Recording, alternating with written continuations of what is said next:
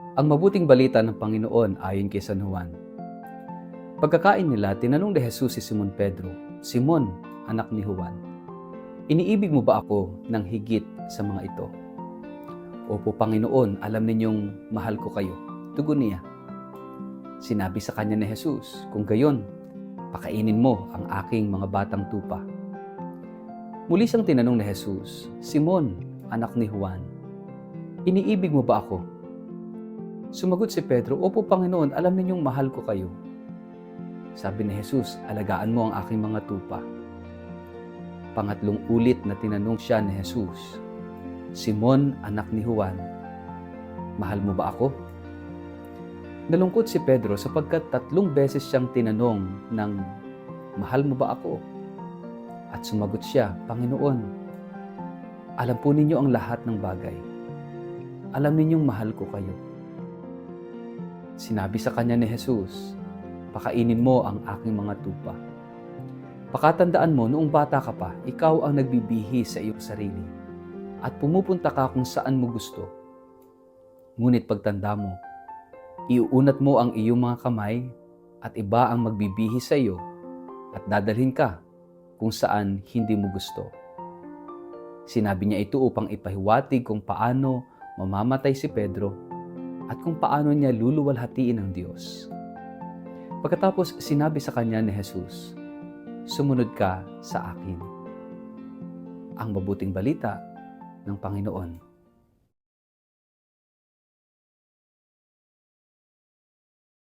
Mapagpalang araw po sa inyong lahat. Kumusta po kayo? Ang atin pong word of the day ay restore. Ang ebanghelyong ito ay isa sa pinakamahalagang tagpo sa buong Bagong Tipan, isang tahimik ngunit makapangyarihang eksena sa pagitan ni Jesus at ni Pedro pagkatapos ng muling pagkabuhay. Ito ay tagpo ng panunumbalik hindi lamang ng tiwala kundi ng misyon, ng dangal at ng pagmamahal. 3 beses tinanong ni Jesus si Pedro, "Simon, anak ni Juan, iniibig mo ba ako?" Hindi dahil alam ni Jesus ang sagot kundi upang hilumin ang 3 beses na pagtatatwa ni Pedro. Ang panunumbalik ay hindi pagbabalik sa nakaraan para saktan muli, kundi pagbubukas muli ng sugat upang ito'y tuluyang gumaling. Maraming beses tayo rin ay tulad ni Pedro, tumaas at bumagsak, nangako pero nabigo, naglingkod pero lumayo rin. Ngunit ang tanong ng Panginoon ay nananatili, "Iniibig mo ba ako?" Hindi tanong ng galit, kundi paanyaya ng panunumbalik.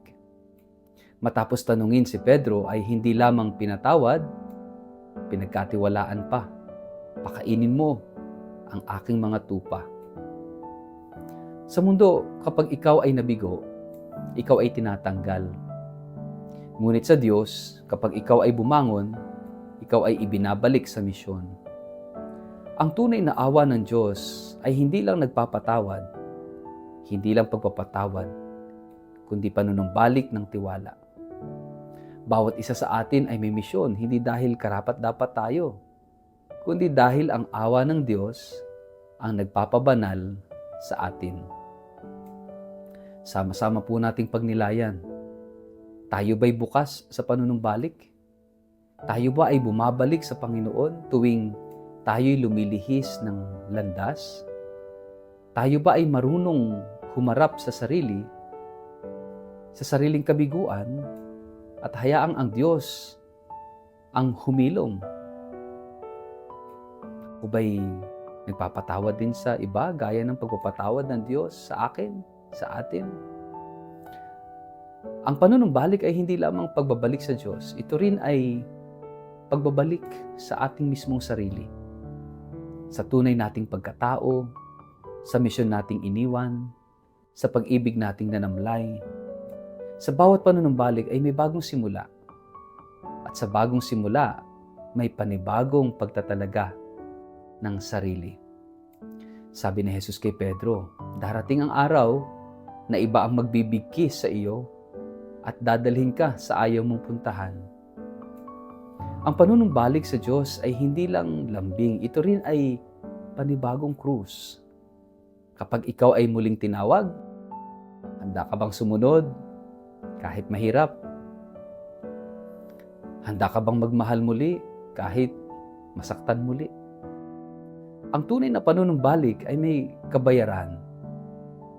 Paglimot ng sarili, pagsuko ng kontrol, at pananampalataya sa kalooban ng Diyos. Kaya nga ang panawagan sa atin, bumalik, tanggapin, maglingkod. Mga kapatid, walang kasalanan na mas malaki kaysa sa awa ng Diyos. At walang kabiguan na hindi kayang gawing misyon ni Kristo. Ang tanong ay ito, handa ka bang bumalik? Handa ka bang marinig muli ang tanong, iniibig mo ba ako? At kapag oo ang sagot mo, handa ka bang marinig din ang susunod? Pakainin mo ang aking mga tupa. Ang panunumbalik ay biyaya. Ang pagsunod muli ay pananampalataya. Tayo po'y manalangin.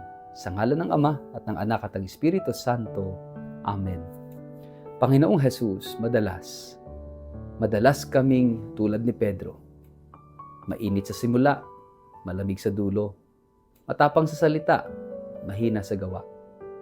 Ngunit sa kabila ng aming kahinaan, tinatanong mo pa rin, iniibig mo ba ako? Opo, Panginoon, sa kabila ng lahat, iniibig ka namin. Ilumin mo ang aming puso, panubalikin mo kami sa iyong misyon, at turuan mo kaming magmahal ng tapat hanggang sa dulo. Palain po kayo't ingatan ng makapangyarihang Diyos, Ama at Anak at Espiritu Santo. Amen.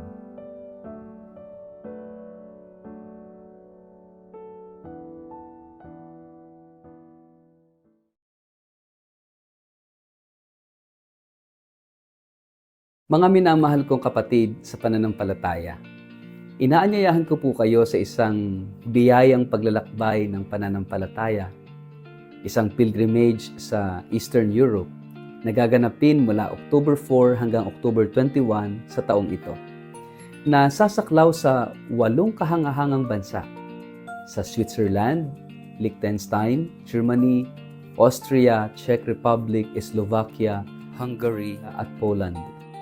Ang tampok ng banal na paglalakbay na ito ay ang ating debosyon sa Divine Mercy o Banal na Awa, isang tema na napapanahon sa atin ngayon sa panahon ng pagsubok at pananabik sa pag-asa. Gaya ng sinabi ng ating yumaong Santo Papa Francisco, the mercy of God is the sure source of our hope. At sa ating paglalakbay, bibisitahin po natin ang mga sagradong lugar kung saan sumibol at lumaganap ang mensahe ng awa ng Diyos.